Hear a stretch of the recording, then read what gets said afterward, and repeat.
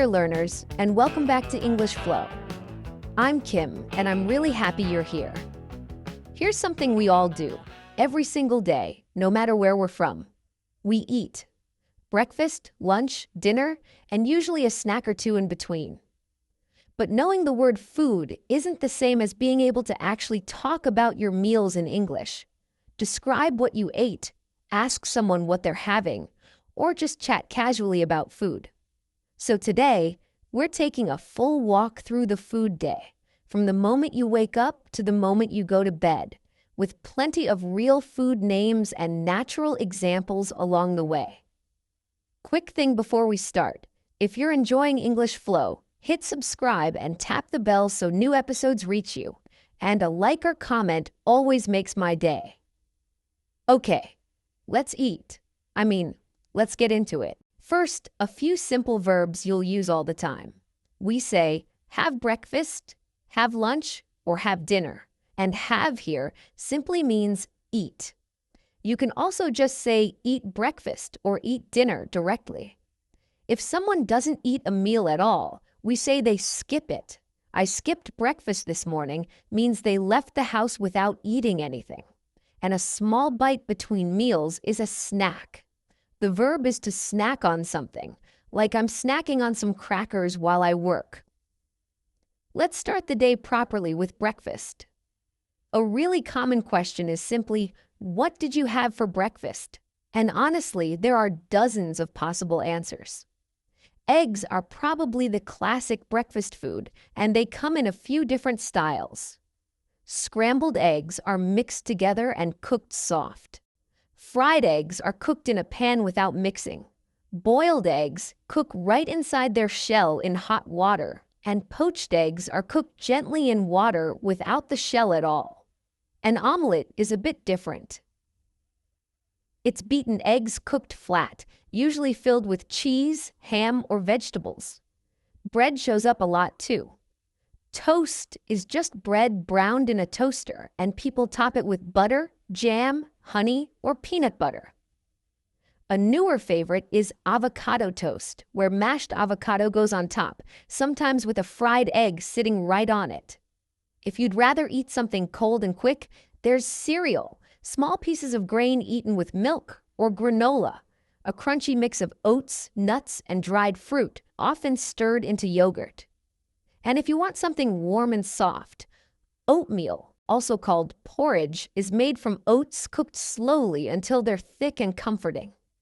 There's a sweeter side of breakfast too. Pancakes and waffles are both soft, warm, and usually drowned in syrup. French toast is bread soaked in beaten egg and then fried until golden. A cinnamon roll is a soft, sweet pastry rolled up with cinnamon and sugar inside. And if you're in a rush, a muffin or a croissant is easy to grab on your way out the door.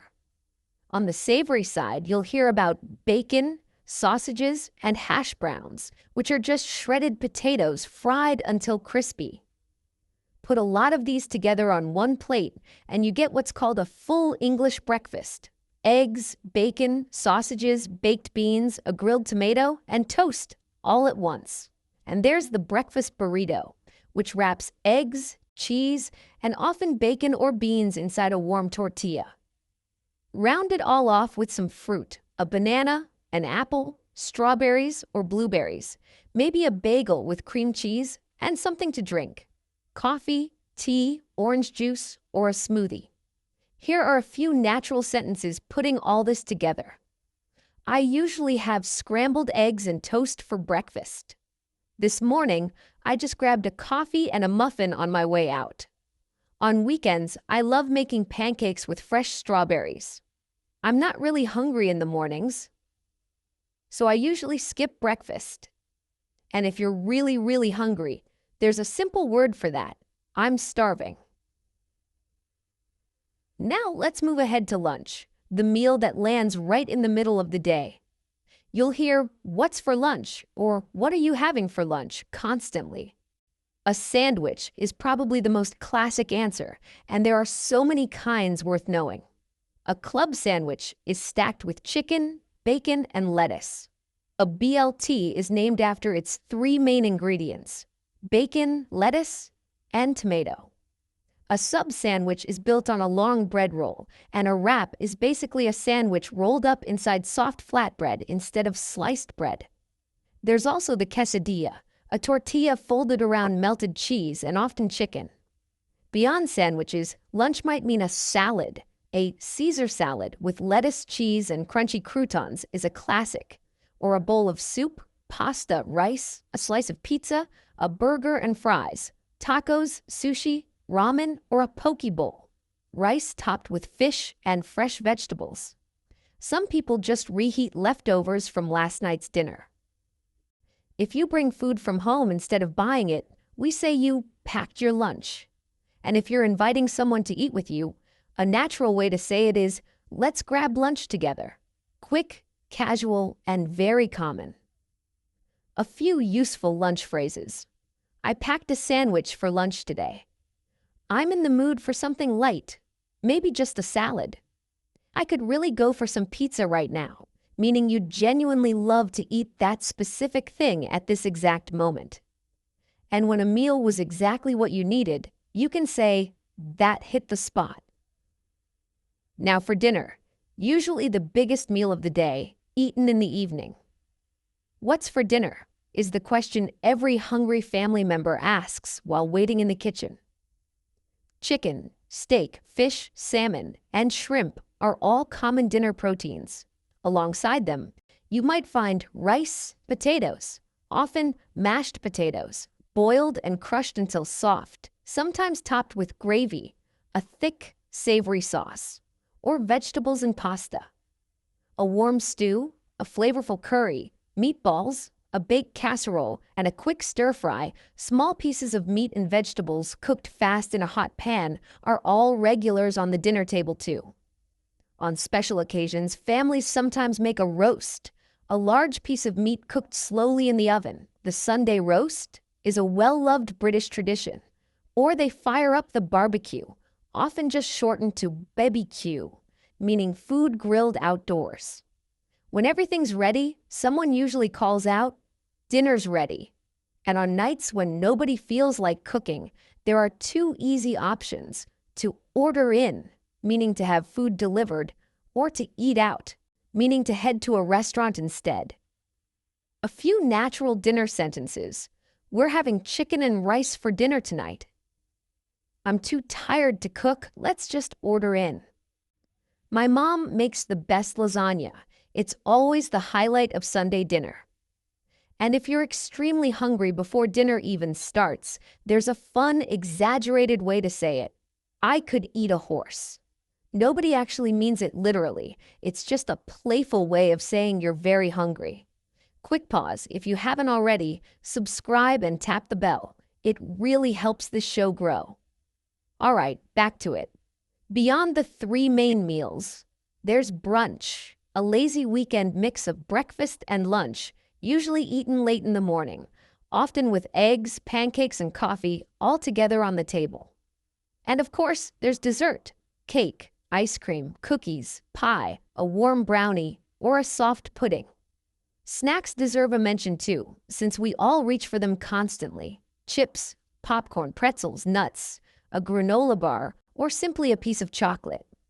If someone always wants something sweet, we say they have a sweet tooth. And a midnight snack is that small, slightly secret bit of food people eat very late at night, once everyone else is asleep.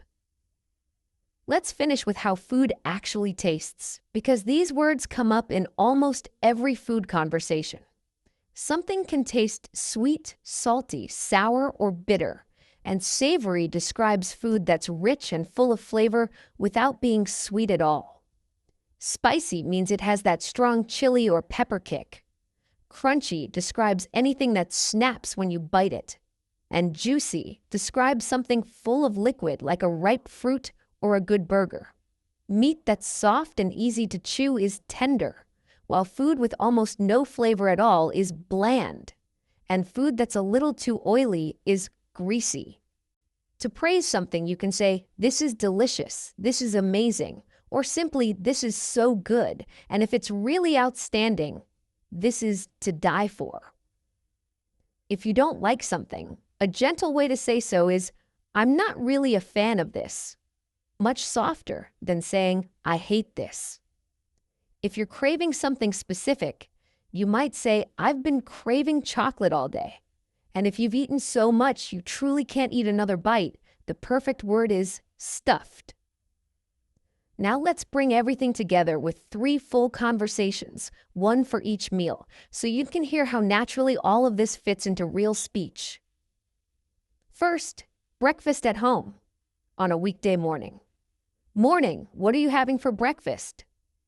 Just some avocado toast and a coffee. I'm running late today. What about you?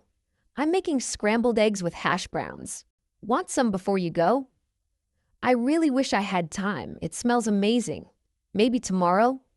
Sure, no worries. There's granola in the cupboard if you want something quick. Perfect. I'll grab that on my way out. All right, I'm off. See you at lunch. Have a good one. Don't forget your coffee. It's still on the counter. Next, lunch with a coworker. Hey, want to grab lunch together? I'm starving. Sure, let's go. What are you in the mood for? Honestly, I could really go for tacos. There's a good place just around the corner. Tacos sound great. I packed a Caesar salad yesterday, but today I really want something warm. Same. I feel like ramen weather, to be honest. Let's just do tacos, though. It's closer and we only have half an hour. Deal. And if it's as good as everyone says, that'll definitely hit the spot. And finally, dinner with the family. Dinner's ready. Come to the table, everyone. What did you make? It smells incredible in here. Chicken stir-fry with rice, and there's a lasagna in the oven too, if you want something heavier. That smells amazing. Honestly, I could eat a horse. Careful, don't eat too fast. You'll be stuffed before you even finish half the plate. Fair warning taken. Is there dessert tonight? There's brownies, if anyone still has room after all this. There's always room for brownies. This dinner is honestly to die for, by the way. Notice how the rhythm stays simple in every single one. Short questions, natural answers, a little humor, and never anything too complicated. That's really the whole secret to sounding natural when you talk about food in English. Here's your homework for today. Think about what you actually had for breakfast, lunch, and dinner yesterday, and write 1 sentence for each meal, using at least 2 new food words or expressions from today's episode. Then say all 3 sentences out loud, as if you're really telling someone about your day. And remember, these episodes stay short on purpose, so learning English never feels heavy. 15 minutes a day, that's really all it takes. And that's a wrap. Thanks for listening, and if you liked it, you know what to do. I'm Kim. Thank you so much for being here today. I'll see you in the next episode. Take care of yourself and keep flowing.